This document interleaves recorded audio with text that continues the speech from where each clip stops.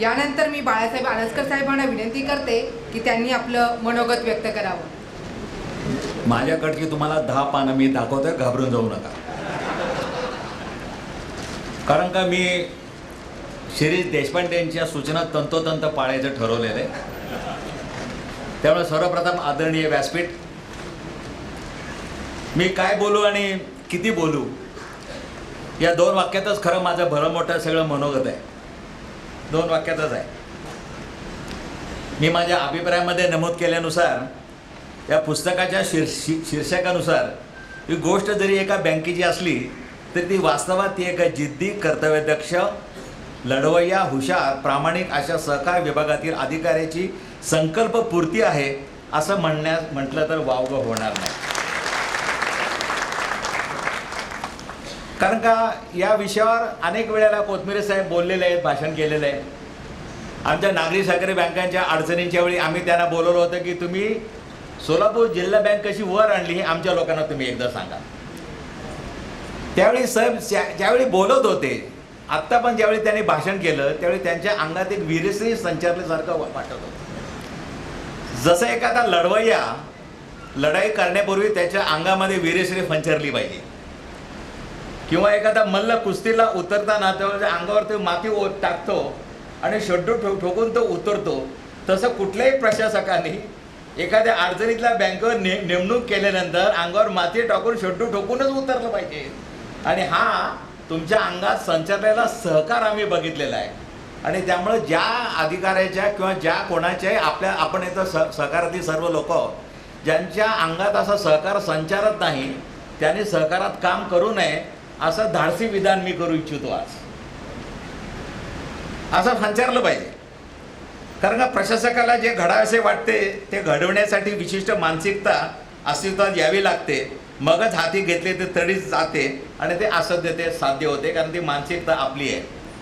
आज इथं अनेक मी यातला काही वाचणार नाही आहे, पण अनेक लोकांची मी भाषणं ऐकत होतो, त्यामध्ये खरं मिलिंद तू म्हटलं तसं मला सगळ्यात भावलं ते भाषण पाटील साहेब आपलं।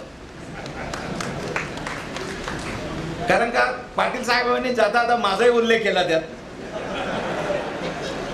आणि मलाही मी विचार करायला लागलो, अरे खरंच मी आज 7 वर्ष ते एकाच जागेवर आहे।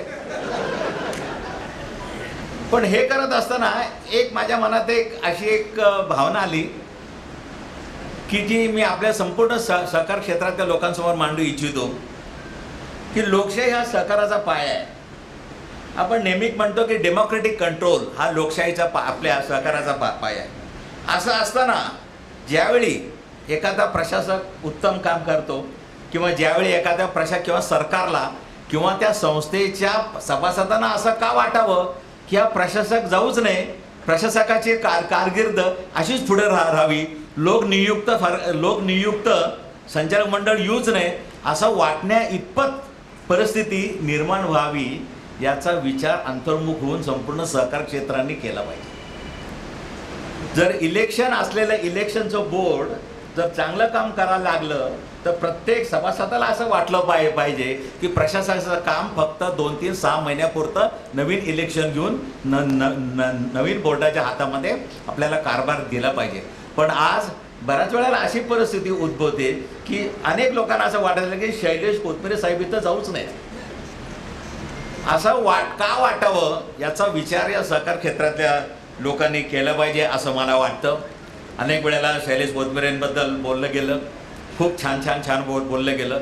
जे लोक 21 नियुक्त संचालक करू शकले नाहीत ते एकटा माणूस करू शकतो, ते 21 आणि 1 याचं पण आपल्याला तुलना केली पाहिजे। साहेब आपल्यासारखे अनेक अधिकारी आहेत, इथं लावण साहेब पण आहेत, आपण आपल्या बँकेवर ज्यावेळी लिक्विडेशन होतं, एकमेव मला वाटतं लिक्विडेशनमधली एकमेव अशी बँक असेल की ज्या बँकेचं लिक्विडेशन झाल्यानंतर त्या प्रत्येक डिपॉझिटरला पै मिळाली अशी इतिहासातली आपली एकमेव लोकसेवा बँक असेल, एकमेव असेल। सॉरी, लावण साहेबांचा पण मी इथं उल्लेख करतो खास।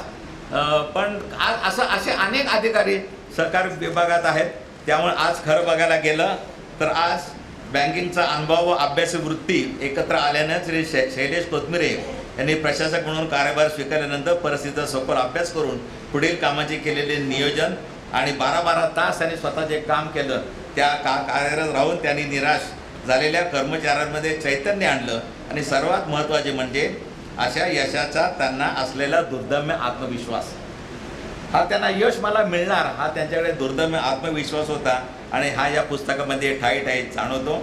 आणि शैलेश कोथमिरे यांची यशोगाथा पुस्तक रूपाने उपलब्ध असल्याने सहकारातील प्रत्येकाने त्या सतत ऊर्जा देण्याचं काम, जसं मिलिंद म्हणाला की याची एक ऑडिओ क्लिप झाली पाहिजे, हे पुस्तक हे सतत ऊर्जा देण्याचं काम, नकारात्मक मानसिकता जिथं जिथं आलेली आहे, ज्या ज्या सेवकांमध्ये, ज्या ज्या बँकेच्या लोकांमध्ये नकारात्मक मानसिकता आली आहे त्या सर्व सेवकांमध्ये, संचालकांमध्ये एक ऊर्जा निर्माण करण्याचं काम ही यशोगाथा करेल याचा मला ठाम विश्वास वाटतो. मला दिलेली 2 मिनटं संपलेली आहेत. शिरीष देशपांडेचा तंतोतंत मी आदेश पाळलेला आहे. आज आपण इथं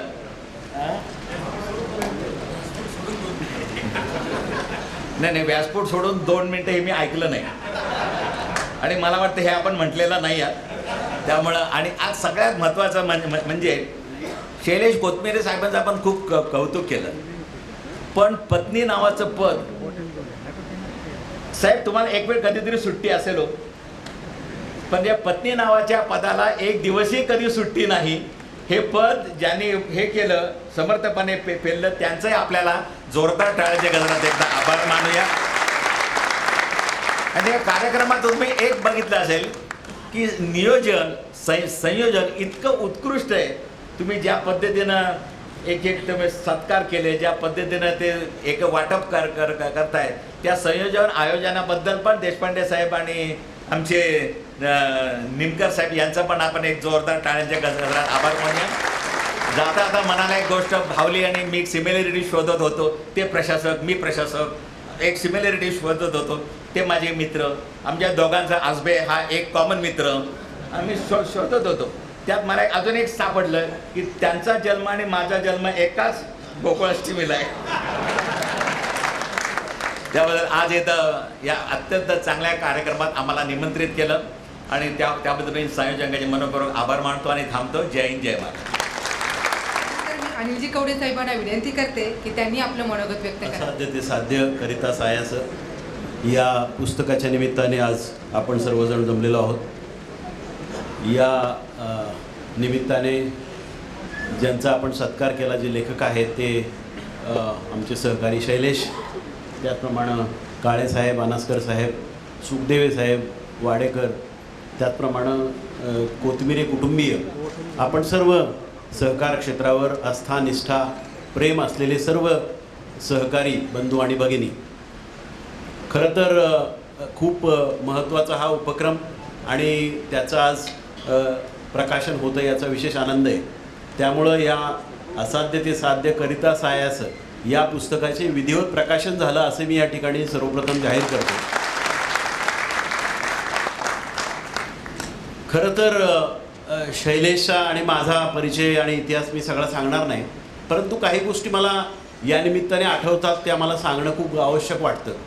कारण मी सहकार आयुक्त म्हणून जॉईन झाल्यानंतर सुरुवातीलाच मला खूप अशा बँका, पतसंस्था आणि त्यातले सगळे पडझड झालेले सगळे लोक भेटत होते आणि खूप अडचणी लोक सांगत होते. पैसे मिळत नाही आहेत, बँक बंद पडलेली आहे, पतसंस्था बंद पडलेली आहे, अशा अनेक गोष्टी सांगत होते.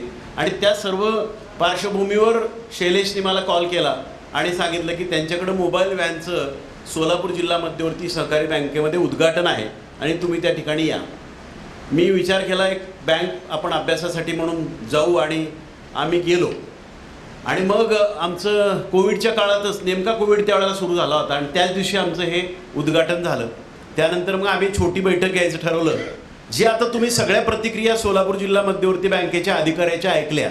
मी 2020 साली जवळपास 3 तास ह्या सगळ्या प्रतिक्रिया लोकांच्या ऐकल्या आणि मला असं जाणवलं की खऱ्या अर्थानं शैलेशनी या व्यवस्थेमध्ये, या स्थितीमध्ये जान आणण्याचा प्रयत्न केला आहे, प्राण आणण्याचा प्रयत्न केला आहे आणि त्यांना खऱ्या अर्थानं प्रेरणा मिळेल, स्फूर्ती मिळेल असं वातावरण निर्माण केलं आहे हे मला जाणवलं. कारण पाटील जे बोलले किंवा आणखीन बाकी सगळे मंडळी बोलले, ह्या सगळ्यांमध्ये उत्स्फूर्तता होती बोलण्याची ती मला त्यावेळेला दिसली. जवळपास 15-20 अधिकाऱ्यांशी मी बोललो त्यावेळेला आणि प्रत्येकाने अतिशय उत्स्फूर्तपणे सांगत होते की आम्ही हे करणार आहे, आम्ही हे केलं आहे, आम्ही असं करणार आहे. अर्थात ती सुरुवात होती. पण मला त्यावेळेला जे लोकांच्या मनामधल्या ते विचार ऐकून, उत्स्फूर्तता बघून मला खूप आनंद झाला की असंही बँकेमध्ये असू शकतं का, की जी बँक आता अडचणीत आहे, जिथं CRAR मेंटेन होत नाही आहे, जिथं आणखीन बाकी रिकव्हरीपासून, लिक्विडिटीपासून, कर्ज वाटपापासून सगळे प्रश्न आहेत, अशा सगळ्या बँकांमध्ये उत्स्फूर्तता त्या अधिकारी कर्मचाऱ्यांमध्ये निर्माण होणं हे मला वाटतं खऱ्या अर्थानं यशाचं पहिलं सूत्र मला जाणवलं. आणि त्यासाठी शैलेशला धन्यवाद दिले पाहिजेत. कारण मी थोडा इतिहासाचा अभ्यासक आहे आणि त्यामुळं मला नेहमी स्फूर्तिदायक आणि प्रेरणादायक अशी पुस्तकं वाचायला आवडतं. छत्रपती शिवरायांचा इतिहास जरी आपण बघितला, आपल्याला काय दिसतं छत्रपती शिवरायांच्या इतिहासामध्ये? बघा तुम्ही, एका बाजूला मोगल आहेत, दुसऱ्या बाजूला निजाम आहे, तिसऱ्या बाजूला आदिलशाह आहे. सगळ्यामध्ये ह्यांचं स्वराज्य निर्माण करण्याचं स्वप्न आहे आणि त्यांनी मावळ्यांना आव्हान केलंय, मावळ्यांना बरोबर घ्यायचं केलंय. मावळ्यांना माहिती आहे इथं काही झालं तरी आपलं मुंडकं ह्या तिन्ही शाह्याकडनं तुटण्याची शक्यता आहे.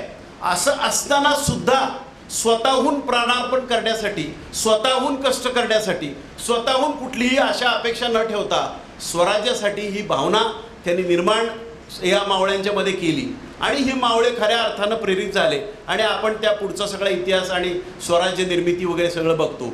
सेम मला या बँकेमध्ये सुद्धा जाणवलं की या सगळ्या गोष्टी बघा. म्हणजे मला मी आता त्याची बरेच भाषणं आणि विचार त्या वेळेला ऐकले. कारण गणेश निमकर म्हणाले त्याप्रमाणे आम्ही तिघांनी बरेच दौरे केले, चांदा तू बांधा, महाराष्ट्राचे सगळे दौरे केले आणि नागरी सहकारी बँकांमध्ये विशेष करून आपण सॅफ लागलेल्या, AID लागलेल्या बँकांमध्ये हे मार्गदर्शन केलं. त्याचप्रमाणे पतसंस्थांचे सुद्धा जिल्हावार मेळावे आपण घेऊन या सगळ्या गोष्टी सांगण्याचा प्रयत्न केला. आपला मुद्दाच हा होता की खऱ्या अर्थानं यशोगाथा लोकांपुढे आल्या पाहिजेत, खऱ्या अर्थानं बेस्ट प्रॅक्टिसेस लोकांपुढे आल्या पाहिजेत आणि त्याचा लोकांनी अवलंब केला पाहिजे. काकासाहेब म्हणाले तसं नुसतं पुस्तक वाचून उपयोग नाही. ज्ञानेश्वरीची मी 3 पारायणे केली, मला सद्भावना नाही आल्या. उपयोग काय ते ज्ञानेश्वरी वाचनाचा? त्यामुळं जे वाचलं ते प्रत्यक्षात आणलं पाहिजे आणि तो ध्येयनिष्ठा, ते विचार, ती प्रेरणा, ती स्फूर्ती आपल्यामध्ये आली का, हा खरा मुद्दा महत्त्वाचा आहे.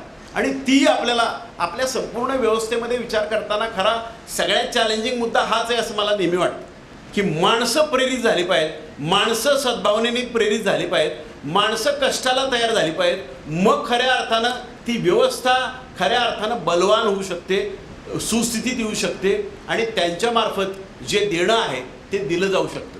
खरं तर मी सहकार खात्यामध्ये सतत बोलत राहिलो आणि सतत सांगत राहिलो की सहकार खात्यातला म्हणजे सरकारी खात्यातला माणूसाला जेवढी संधी आहे तशीच त्या संस्थांमध्ये काम करणाऱ्या सगळ्या पदाधिकाऱ्यांना पण संधी आहे. खऱ्या अर्थानं आर्थिक व्यवस्थाच्या माध्यमातून आपण किती दुरितांचे तिमिर जाओ, विश्व स्वधर्म सूर्य पाहो, जो जे वांछील तो ते लाभो प्राणीजात, हा विचार आपण आणू शकतो.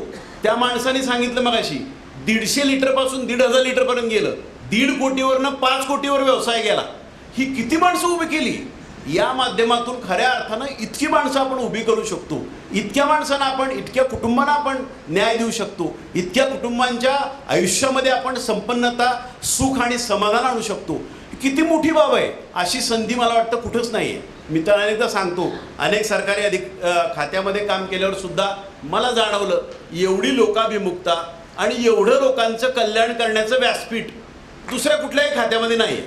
आणि त्यामुळं ही ताकद आहे आणि ही ताकद जर आपल्याला खऱ्या अर्थानं आपल्याला लावायची असली कामाला तर आपली कल्पकता, आपली ध्येयनिष्ठा, आपली आस्था, आपले कष्ट. अनेकांनी सांगितलं की शैलेश सकाळी 8:30 वाजता सोमवारी त्या बँकेमध्ये असेल आणि त्याने 12 तास 15 तास काम करायचं, सगळ्या ब्रँचेसला भेटी द्यायच्या आणि मग सगळीकडनं आपण हे निराशावादी उदासीन वातावरण आहे. पंखा फिरतोय, कर्मचारी खाली बसलाय ब्रँचमध्ये, कुणी येत नाही जात नाही, सगळे उदासीन चेहऱ्याने करतायत. त्यांच्यामध्ये प्रेरणा आणि त्यांच्यामध्ये खऱ्या अर्थानं काम करण्याचा उत्साह निर्माण करणं हे खऱ्या अर्थाने महत्त्वाचं आहे. मला असाध्य ते साध्यमधलं नुसतं साध्य महत्त्वाचं नाही आहे, त्याचा प्रवास महत्त्वाचा आहे. आणि तो प्रवास कसा आहे, तो किती कष्टदायी आहे, तो किती आनंददायी आहे, तो खऱ्या अर्थानं शाश्वत व्यवस्था बदलण्यामध्ये किती आपल्याला उपयोगी पडणारा आहे, उपयुक्त आहे, हे खूप महत्त्वाचं आहे. आणि ते आपल्याला खऱ्या अर्थानं बघणं ही आपली खऱ्या अर्थानं देणगी आहे. अनेक उपक्रम पुस्तकामध्ये आहेत. मी सगळ्यांबद्दल बोलत नाही. पाटलांनी मगाशी भिकाऱ्यांचा विषय सांगितला. बार्शी रेस्टी स्टँडवर झोपलेल्या भिकाऱ्यांना सुद्धा डिपॉझिटर बनवलं. 10,000 रुपयाची देणगी भगवंताच्या देवाला देवस्थानला त्याने दिली. अशा प्रकारच्या गोष्टी घडतात, आपल्याला कळत सुद्धा नसतात. आता त्यांनी त्यांच्या पुस्तकामध्ये हा विषय आहे. त्याने अनेक बँकांच्या सगळ्या ह्याच्यात पण सांगितले. मगाशी कुणी बरेच लोक बोलले की नुसतं थेरॉटिकल मार्गदर्शन करण्यामध्ये अर्थ नाही, आधी केले मग सांगितले.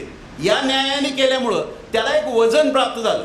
आणि त्या सगळ्या पार्श्वभूमीवर बघा, त्यांच्या बँकेमध्ये मगाशी सांगितलं गेले तेव्हा लिक्विडिटी नाही, कर्ज वाटप करायला काही नाही आहे. यांनी बँकांमध्ये भेटी दिल्या, त्यांचे गुड ऑफिसेस वापरण्याचा प्रयत्न केला की तुमचे डिपॉझिट आमच्याकडे द्या म्हणून.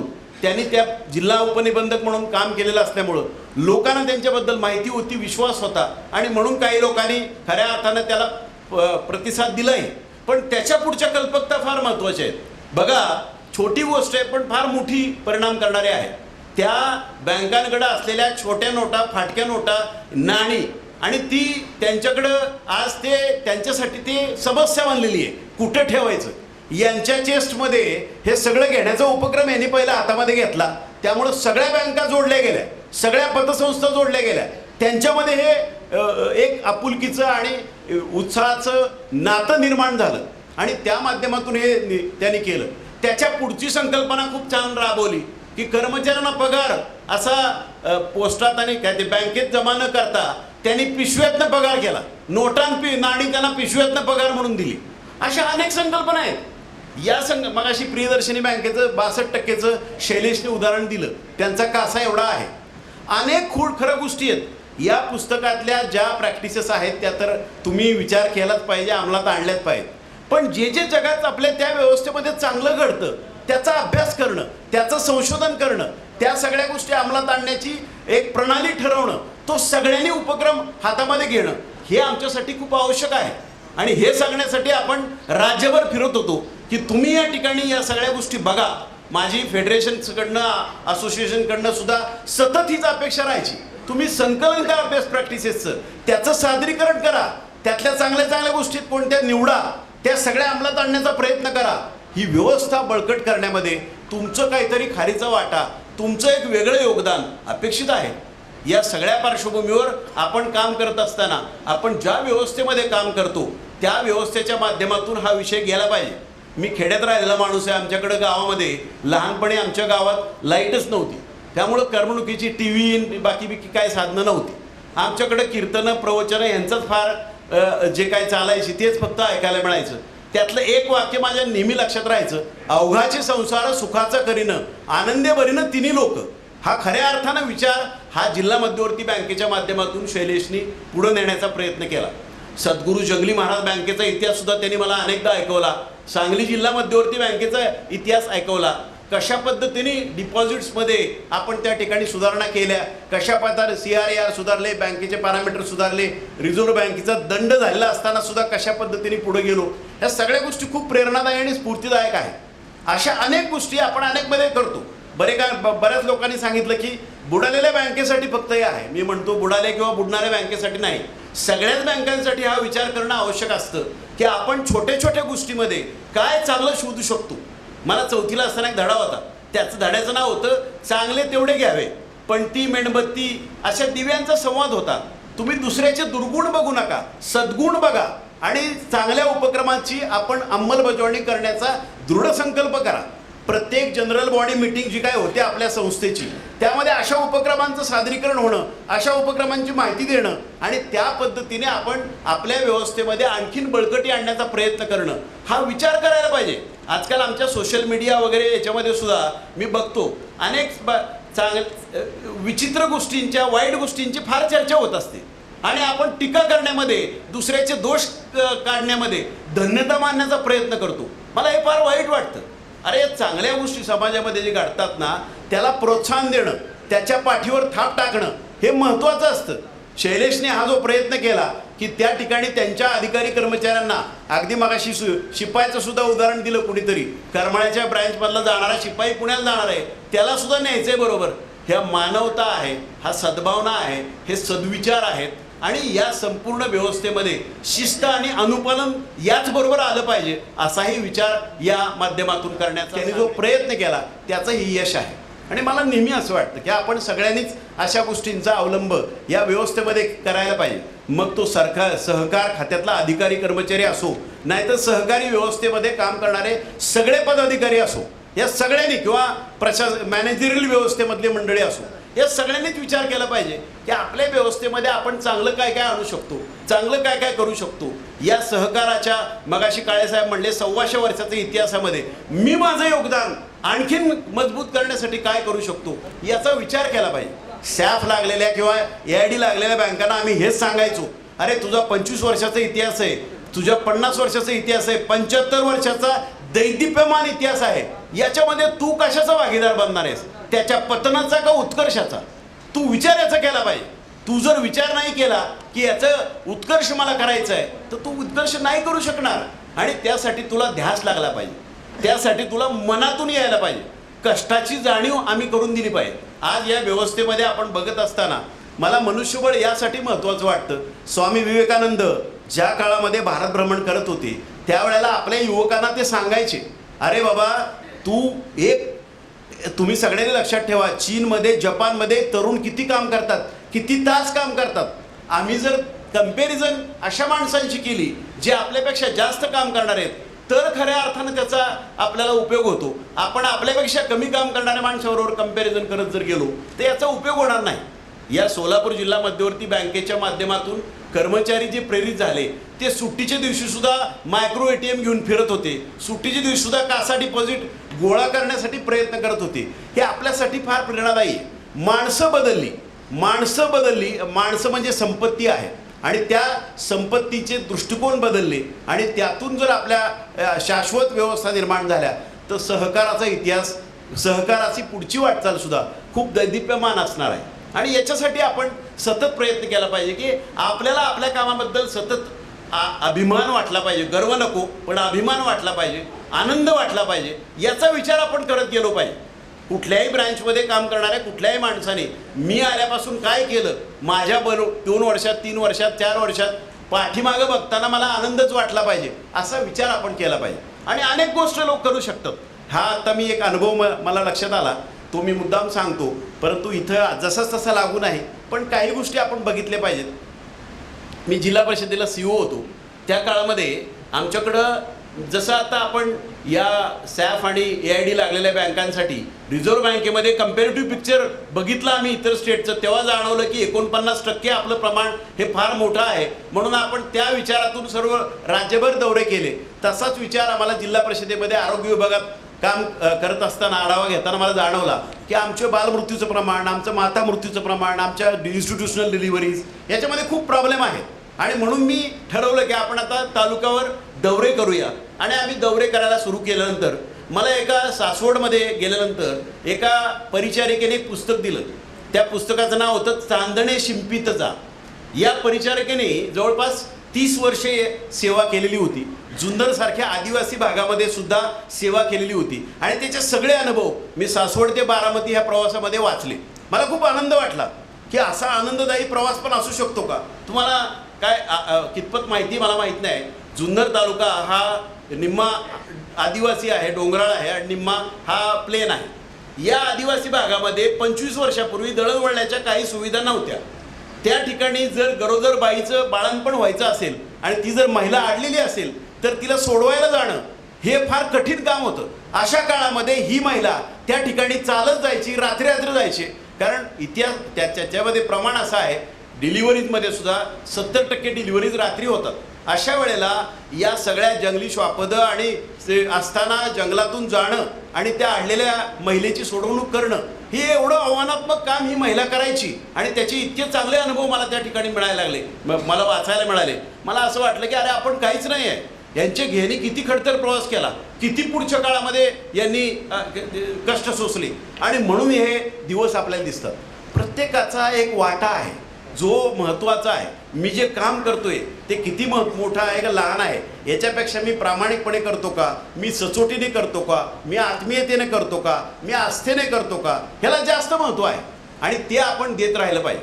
ते जितकं आपण देत राहू आपल्या सर्व या व्यवस्थांच्या संस्थांच्या कर्मचारी अधिकाऱ्यांमध्ये जोपर्यंत हा भाव आम्ही निर्माण करत नाही, जोपर्यंत आमची पॉलिसी मेकर म्हणून संचालक मंडळाची सुद्धा वाटचाल त्या पद्धतीने होत नाही, तोपर्यंत आपल्याला हे पुढच्या सगळ्या गोष्टी बघायला मिळणार नाही. त्यामुळं आपले दृष्टिकोन बदलणं ह्या गोष्टीसुद्धा विचारा इतक्याच महत्त्वाच्या आहेत. हा ज्ञानी आहे पण त्याचा दृष्टिकोन चांगला नाही, हा लोकांना त्रास देतो.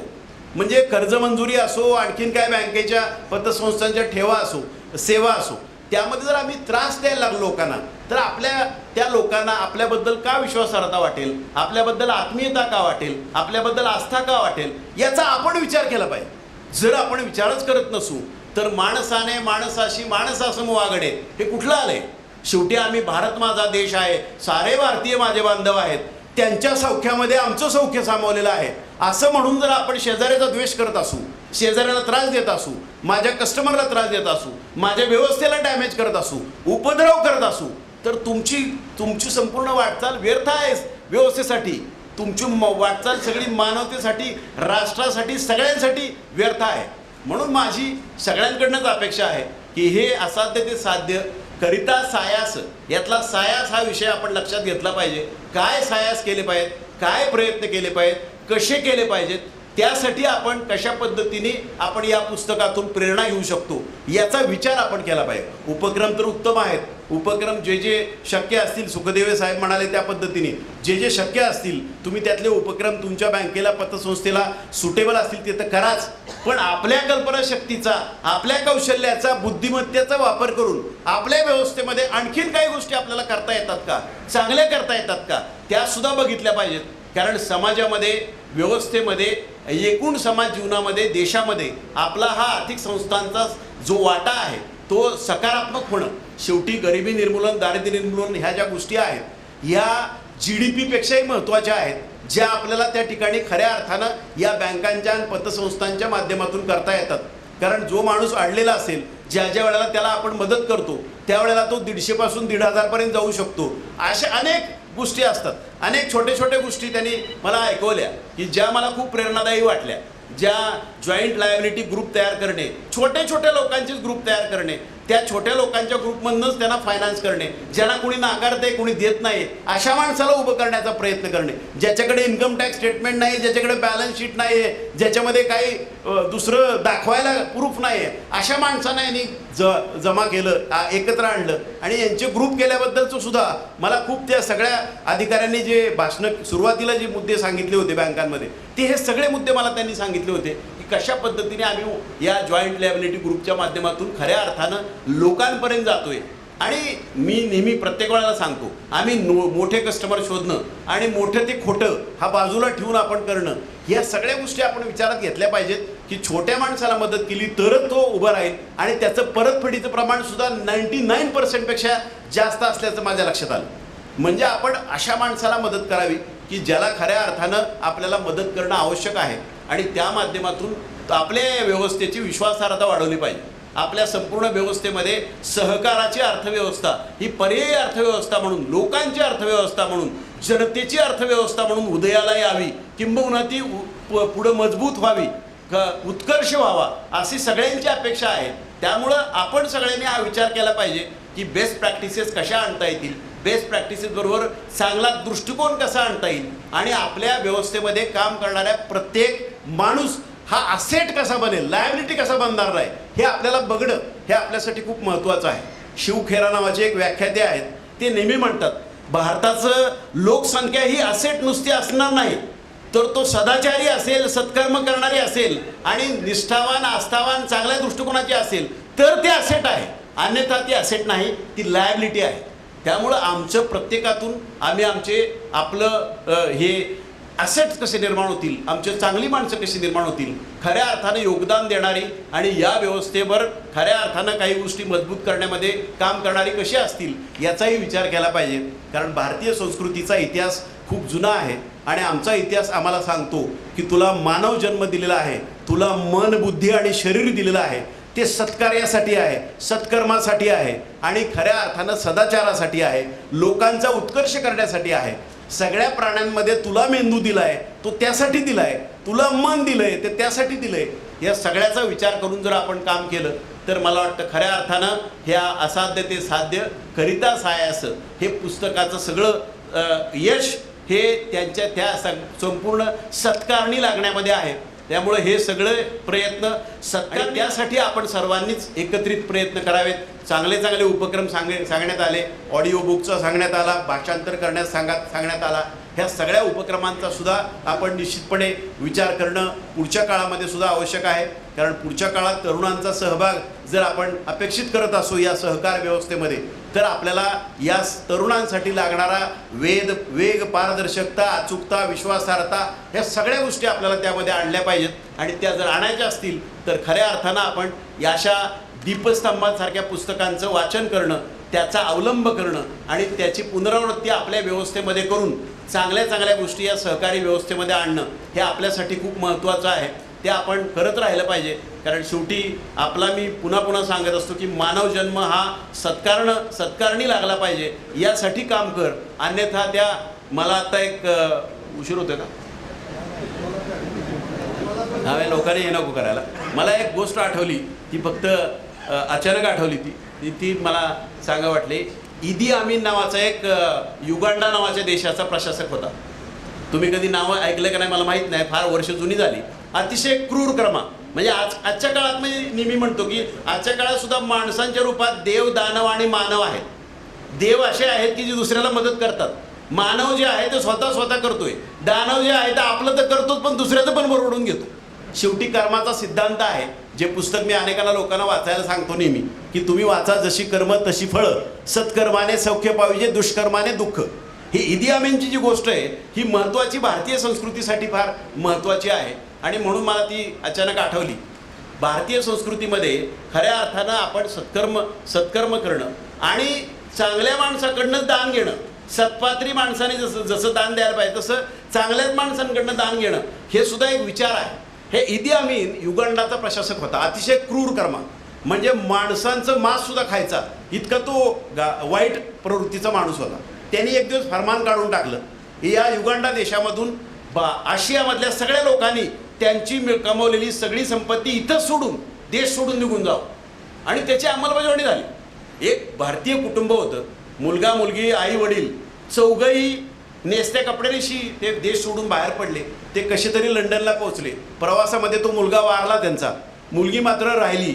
आणि मग त्या ठिकाणी ती मुलगी शिकली, ती डॉक्टर झाली, काही विशिष्ट आजाराची ती फार स्पेशालिस्ट झाली आणि ती कॅनडामध्ये स्थायिक झाली. काही वर्षांनी असं झालं की हा इदी अमीनला युगांडामध्ये क्रांती झाली आणि देश सोडून जावं लागलं.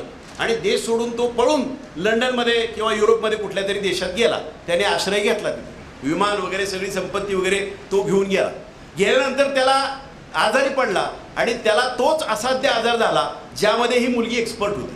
त्यांनी सगळा अभ्यास केला. त्यांचे जे काही सहकारी आहेत त्यांनी सगळ्यांनी सांगितलं यांचा आजार बरा व्हायचा असेल तर हीच डॉक्टर पाहिजे. मग त्यांना कॅनडातून खास बोलवलं आणि त्यांना त्या ठिकाणी जी काही शुश्रूषा करायची आहे, उपचार करायचे त्या महिलेने केले, त्या मुलीने केले. ते त्यानंतर तो बरा झाला.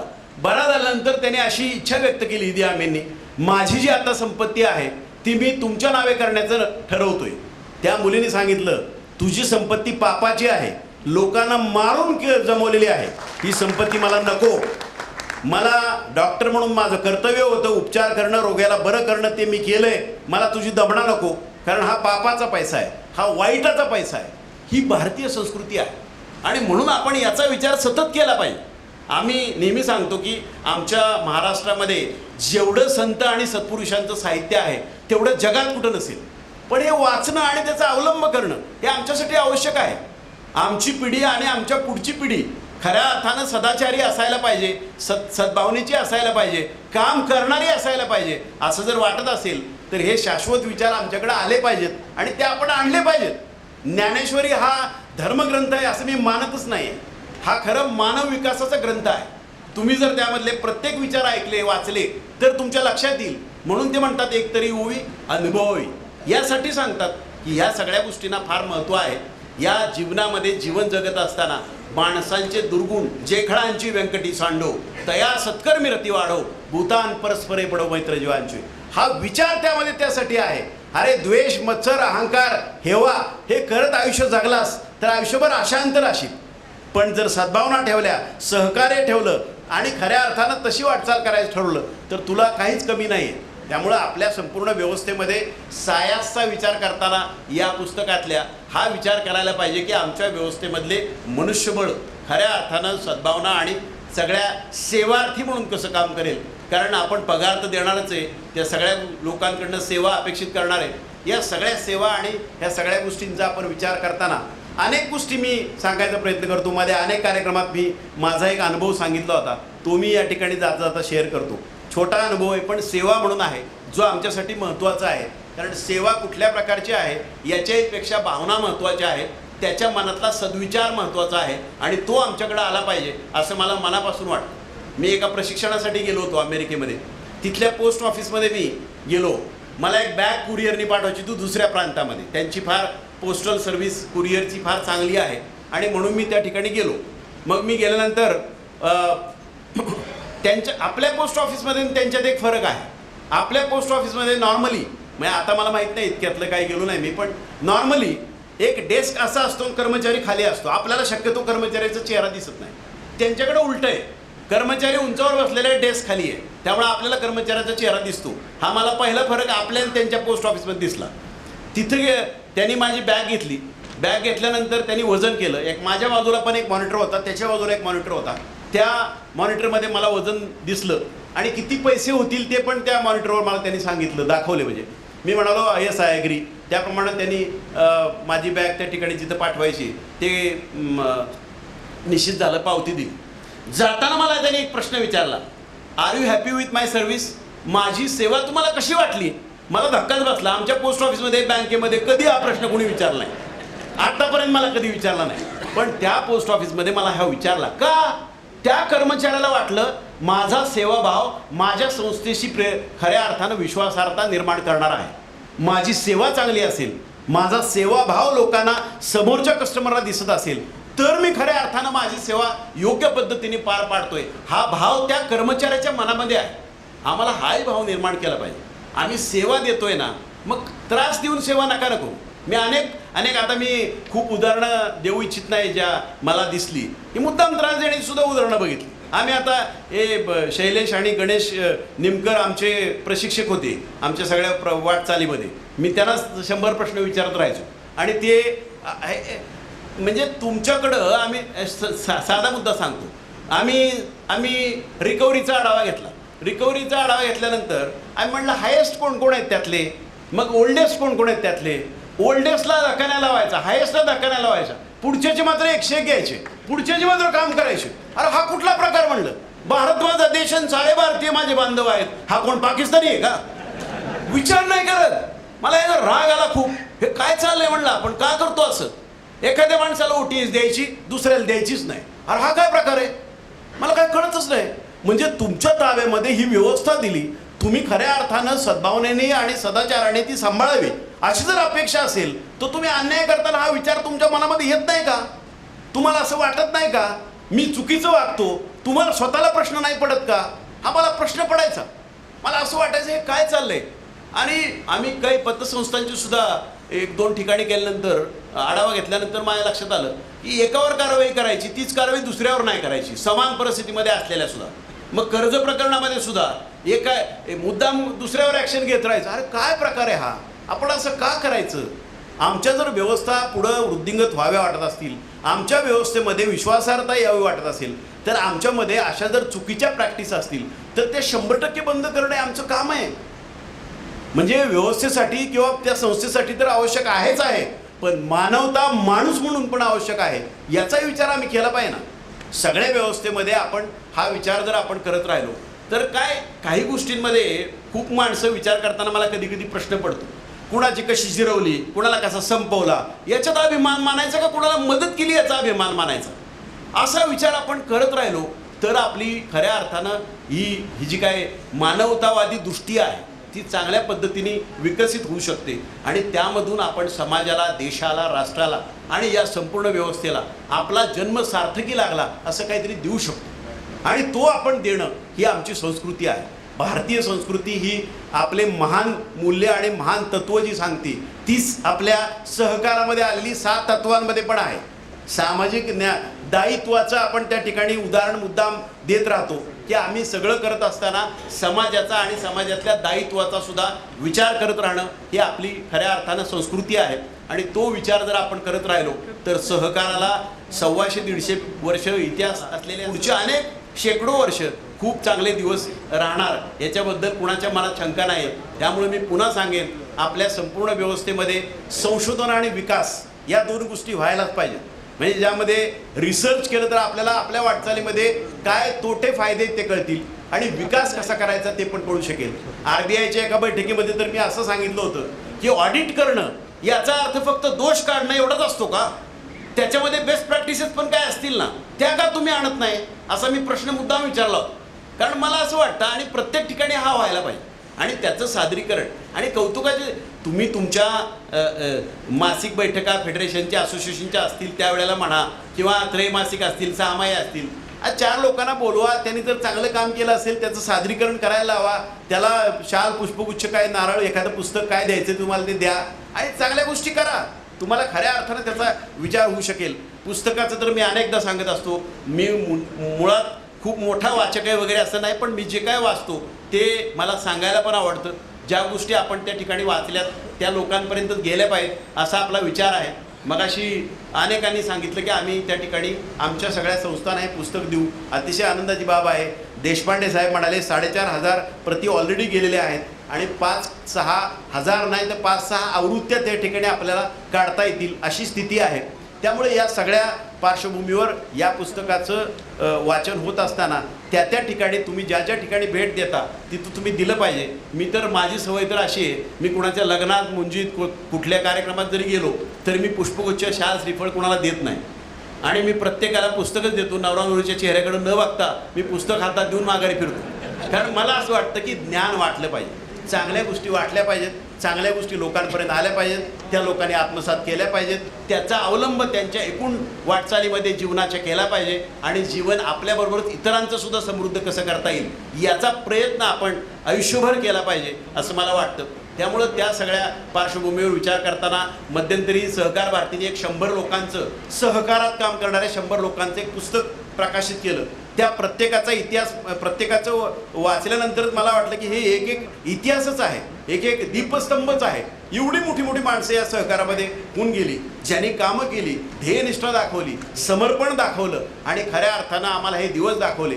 त्यामुळं या सगळ्यांप्रती कृतज्ञता व्यक्त करत असताना आपण या पुस्तकाचं सुद्धा मनापासून वाचन करावं. या पुस्तकाच्या 5-6 आवृत्ती निघाव्यात, त्या सगळ्या संस्थांमध्ये जाव्यात.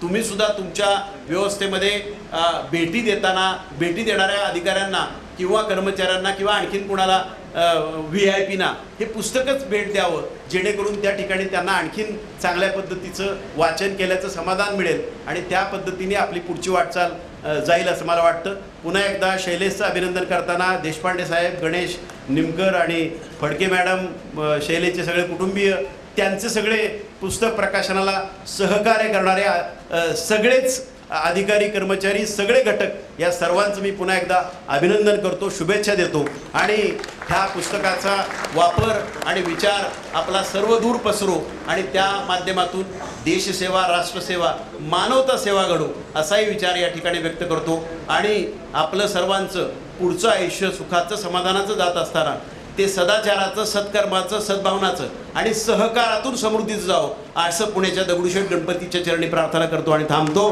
धन्यवाद. माननीय अनिलजी कवडे साहेबांनी त्यांच्या भाषणातनं खूप मोलाचं मार्गदर्शन आपल्या सर्वांना केलेलं आहे, त्याबद्दल खूप खूप धन्यवाद सर. लहरों से डरकर नौका पार नहीं होती और कोशिश करने वालों की कभी हार नहीं होती, कभी हार नहीं होती असाच संदेश आज आपल्याला या कार्यक्रमातून मिळालेला आहे. यानंतर असंख्य ऋण हे निमंत्रितांचे कसे आज फेडावे, आभाराच्या 2 शब्दांनी गोड मानून घ्यावे. आजच्या कार्यक्रमाचे आभार मानत आहेत श्री कुंदन रुईकर. असाध्य ते साध्य करिता सायास कथा एका बँकेची या पुस्तकाच्या प्रकाशनाची संधी कुचमेरे सरांनी आम्हाला दिली, आम्हाला प्रकाशनला दिली. याबद्दल प्रकाशक म्हणून मी त्यांचा शतशः आभारी आहे. कोथमिरे साहेबांनी अनुभवलेल्या आणि जगलेल्या सहकार क्षेत्रातील या आगळ्या वेगळ्या कहाणीचं पुस्तकात रूपांतर करण्याची प्रेरणा देणारे आजचे प्रमुख अतिथी श्री अनिलजी कवडे साहेब यांचे आभार मानावेत तितकेच थोडे. त्यांनीच या पुस्तकाच्या कल्पनेचं बीज रोवलं असंच म्हणावं लागेल. आजच्या या कार्यक्रमासाठी आवर्जून उपस्थित असणारे श्री मिलिंद काळे साहेब, श्री बाळासाहेब अनास्कर साहेब, श्री मोरेश्वर सुखदेवे साहेब, श्रीकृष्ण वाडेकर साहेब, श्री विकास रसाळ साहेब, संतोष पाटील साहेब आणि उपस्थित सर्व मान्यवर अतिथींचे मनापासून आभार मानतो.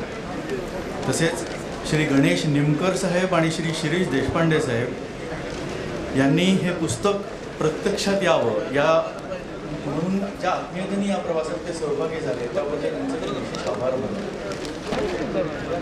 शैलेश कोथमिरे साहेबांच्या या एका बँकेच्या कथेला पुस्तकाच्या रूपात प्रत्यक्षात आणण्यासाठी त्याच्या शब्दांकनाची जबाबदारी अत्यंत उत्साहाने आणि काटेकोरपणे पेलणाऱ्या डॉक्टर सुचिता नांदापूरकर फडके, आज मी तिला त्यांच्या नावाने जवळजवळ 100 पुस्तकं आहेत ही विशेष गोष्ट नमूद करून मी त्यांचेही विशेष आभार मानतो.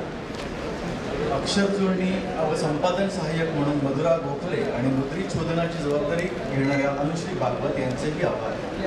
या पुस्तकाची संकल्पना मांडली गेली तेव्हाच मुद्रणाची जबाबदारी अजिंक्य सहकारी मुद्रणालयाचे अध्यक्ष श्री विनोद देशमुख सहकाऱ्यांचे मनापासून आभार. कार्यक्रमाला आवर्जून उपस्थित अशा सोलापूर जिल्हा मध्यवर्ती सहकारी बँकेचे पदाधिकारी कर्मचारी तसेच या पुस्तकाची संकल्पना प्रत्यक्षात उतरवण्यासाठी ज्या सर्वांनी मुलाचे सहकार्य केले त्या सर्वांना या पुस्तकावर श्री शैलेश कोथमिरे साहेबांचा एक छानसा फोटो असावा या माझ्या इच्छेचा मान राखून तो काढून दिल्याबद्दल श्री सतीश पाकणीकर यांचेही मी आभार मानतो. या प्रवासात कोणतेही आणि केवळ व्यावसायिक उद्दिष्ट न ठेवता अनेकांनी सहभाग घेतलाय आणि आपापली जबाबदारी अत्यंत चोखपणे पार पाडली आहे हे मला विशेषपणे नमूद करावं असं वाटतं. त्या सर्वांचंच आभार मानणं हे माझं कर्तव्य समजतं. आजच्या कार्यक्रमाला उपस्थित पत्रकार वार्ताहर बंधू यांचेही मनापासून आभार. या सोहळ्याचे फोटो आणि व्हिडिओ चित्रीकरण करणारे जितेंद्र कर्डिले आणि त्यांचे सहकारी आणि आमच्या कार्यक्रमासाठी हे सहभाग उपलब्ध करून दिल्याबद्दल पुणे जिल्हा मध्यवर्ती सहकारी बँकेचे पदाधिकारी तसेच साऊंड लाईट ही व्यवस्था पाहण्याच्या सर्वांचे मी आभार मानतो. या कार्यक्रमाचे सूत्रसंचालन करणाऱ्या महाशिकारी मॅडम खरं तर त्या उपनिबंधक या शासकीय उच्चपदावर असताना केवळ चित्रमन सारे काम हौसले करतात त्यांचेही मी आभार मानतो. या कार्यक्रमाची रूपरेषा ठरवण्यापासून तो यथासांग पार पडण्याची जबाबदारी घेणाऱ्या बुलढाणा अर्बनच्या योगीन मुंबई उदय पाचवांडे, सुष्मिता पटवर्धन आणि त्यांचे सर्व कार्यकर्ते यांचेही आभार.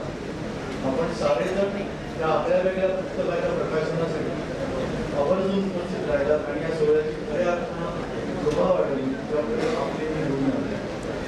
असा तिथे साध्य कविता सायासह एका बँकेची हे पुस्तक सहकारी बँका सहकारी संस्था यांच्यासाठी काही मार्गदर्शक आयाम घेऊन सुद्धा आहे. या पुस्तकाच्या आम्ही सुरुवातीला 5,000 प्रती छापल्या.